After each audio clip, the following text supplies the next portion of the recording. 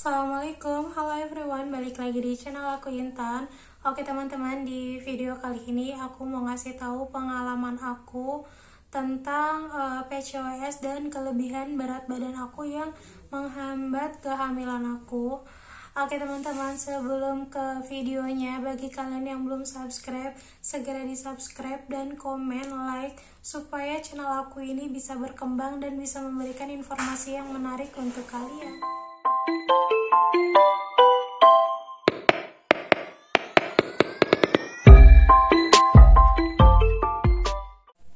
Selama 5 tahun aku susah banget hamil karena mengalami PCOS.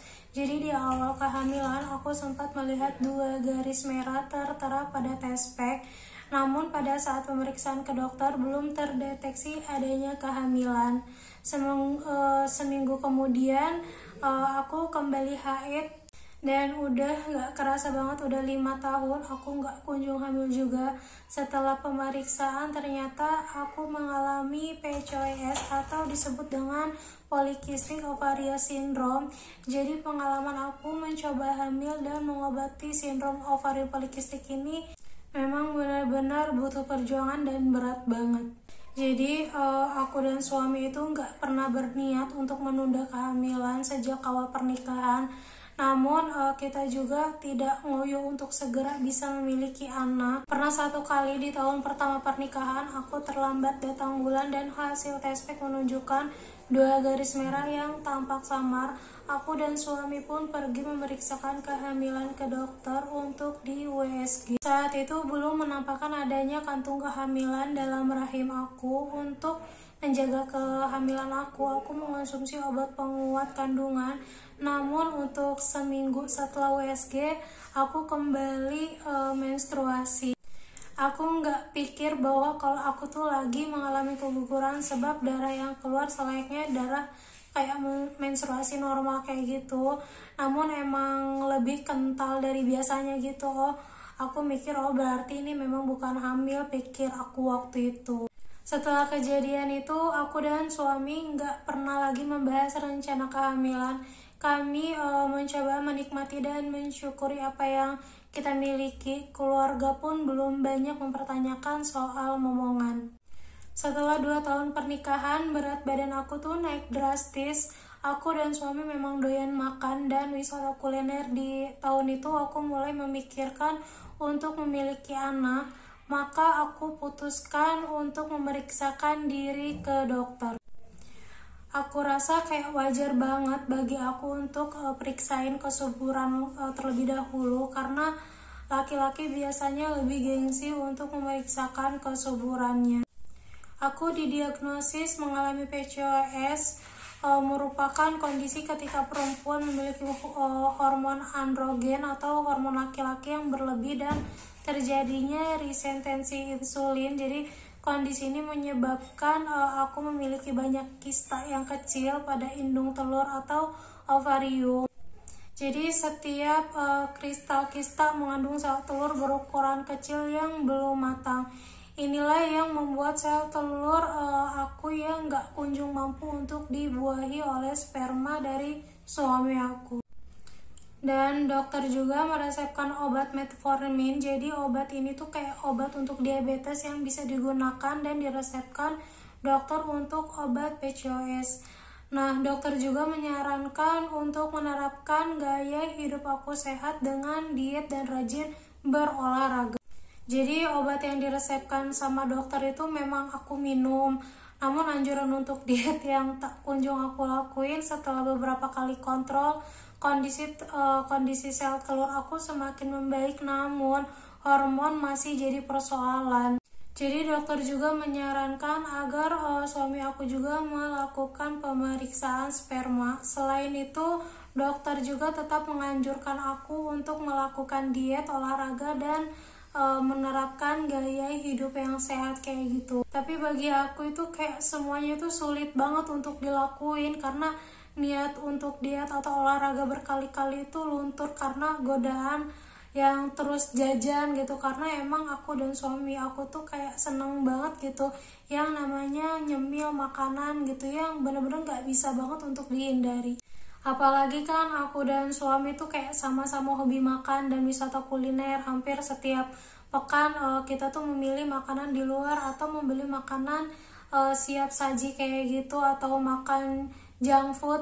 Dan olahraga pun nggak kita lakukan karena emang suami juga nggak pernah menyatakan kayak protes gitu atas badan saya yang semakin gemuk kayak gitu loh guys.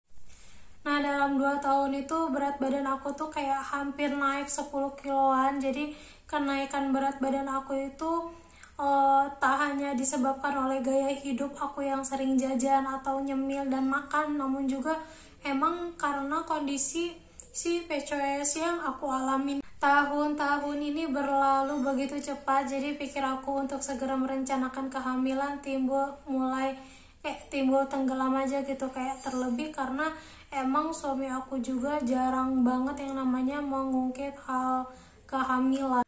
Ya sebenarnya aku tahu gitu di luar sana tuh berbagai komentar berseliweran kayak ngapain sih banyak harta tapi kayak mandul gitu, kayak udah salah satu celotukan yang aku dengar gitu. Omongan tersebut tuh kerap membuat aku sakit hati, tapi ya aku mencoba nggak peduli aja kayak gitu guys.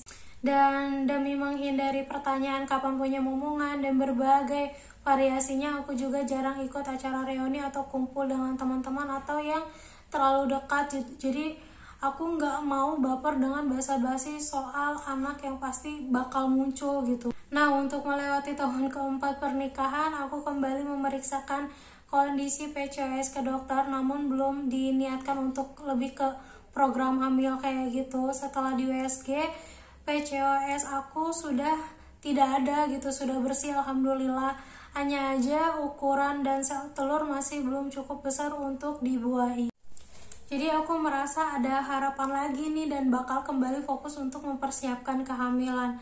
Dan dokter bilang bisa minum obat untuk memperbaiki kualitas sel telur supaya matang dan siap dibuahi. Jadi aku mulai kembali lagi rutin kontrol USG transvagina setiap bulan, sampai suami aku juga akhirnya mau dicek untuk cek sperma. Nah, setelah 7 bulan sel telur aku berada pada di kondisi yang benar-benar normal. Selain itu si sperma suami aku juga dalam kondisi yang bagus, tapi aku nggak kunjung hamil juga guys.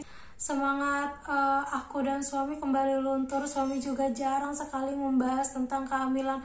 Aku juga kayak udah pasrah banget sedikasinya sama Allah. Jadi kayak kamu tuh udah usaha gitu, aku nggak mau aku tuh stres gitu, ucap suami aku gitu setiap ketika aku lagi sedih dan ngedown banget. Aku dan suami mencoba untuk tidak lagi memikirkan program kehamilan dan benar-benar memasrahkan semuanya pada Allah. Sempat sih ada niatan untuk mengadopsi anak, tapi suami nggak setuju. Jadi kami mencoba berbahagia berdua dengan saling memiliki aja kayak gitu. Dan akhirnya aku memutuskan untuk diet dan mencoba pola hidup sehat. Apalagi ada salah seorang teman yang juga hendak diet. Aku lebih merasa bersemangat karena aku memiliki teman untuk menjalani program diet bersama seperti aku juga. Dia juga sama memiliki PCOS. Jadi aku mengganti sarapan aku dengan shake nutrisi dari salah satu brand yang sudah tercatat di BPOM. Jadi aku juga berhenti mengonsumsi makan makanan yang berlemak atau berminyak. Aku juga berhenti makan gorengan yang sangat benar-benar aku sukai gitu. Porsi makan siang aku tuh kayak benar-benar teratur gitu, cukup nutrisi tapi rendah kalori, sayuran dan buah rendah gula. Semakin aku banyak dikonsumsi setiap harinya, paling tidak selama 45 menit aku berolahraga, entah itu jalan kaki, jogging, atau bersepeda. Bukan olahraga yang berat, tapi aku hampir tidak pernah absen. Pada pola diet ini aku ngejalanin dengan nyaman. Ini kali pertamanya aku menjalani diet dengan serius seumur hidup aku, dan hasilnya selama 2 bulan menjalani gaya hidup ini, berat badan aku turun 6 kilo dan dari 65 kilo menjadi 59 kilo. Selain berhasil menurunkan berat badan, gaya hidup sehat ini membantu dan hipertensi aku selalu berada di angka yang stabil. Aku bahagia dengan hasil yang aku peroleh ini, dan saat berat badan aku yang berada di angka 59 kilo ini, aku menurunkan intensitas olahraga hanya dengan sit up dan push up. Aku lakukan di rumah, dan 2 bulan kemudian setelah 6 bulan diet, aku merasa nyeri di bawah perut setiap kali olahraga. Dan semoga aja hasil dari diet ini aku akan segera diberikan momongan, karena tidak ada usaha yang mengkhianati hasil. Oke teman-teman, mungkin segitu aja video dari aku. Semoga video aku ini bermanfaat untuk kalian, dan semoga aja dari apa yang udah aku usahakan ini tidak akan mengkhianati hasil yang sudah aku usahakan, dan mudah-mudahan juga aku ini cepat diberikan momongan. Mungkin segitu aja video dari aku. Assalamualaikum.